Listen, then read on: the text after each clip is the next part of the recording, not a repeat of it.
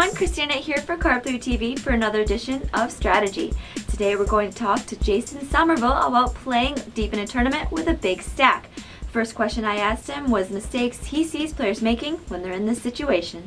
I think some big stacks get too aggressive. Like, you want to be aggressive but pressure on, but you want to limit the amount of exposure you have with your stack. Like, even though you have a lot of chips, you don't want to be in there with too small of an edge. You know, because having the big stack lets you take those tiny gambles, the low variance gambles, without having to worry about them. Like, I can raise small all day long and get away with it. And if I lose a couple, it's not a big deal. But if I take like a big 55-45 for half of my stack, all of a sudden I don't have a big stack anymore. So preserving your big stack is pretty important by not taking marginal gambles.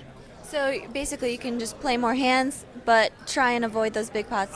I think that's the optimal way to play. Some people disagree with me and will gamble more, but I think you want to pick your spots selectively. You know, try not to get involved in too marginal situations. Don't put too much of your stack in when you're not 100% sure that you have the guy, you can pressure the guy out. You know, a lot of guys will put, big bluffs together now because they have the chips to spare, but, they're without realizing that they're not good bluffs. You still want to play good poker. You don't want to let your big stack cloud your judgment. And I think a lot of people do that.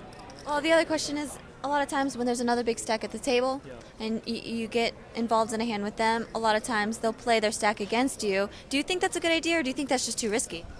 It really depends on the person. Like, if the other big stack is super aggressive, I mean, it's gonna have to happen. You really can't avoid a super aggressive player who's always re-raising you, and you're gonna have to fight him sooner or later. You can't just avoid that spot. Whether it's a 4-bet or calling and playing post flop. But generally speaking, if it's just another big stack that's not being super aggressive, you're probably not making a big mistake to stay out of his way, so to speak. But I wouldn't let that that fact change any of my hand decisions too much. How does a big stack affect your table image and the way other players react to you?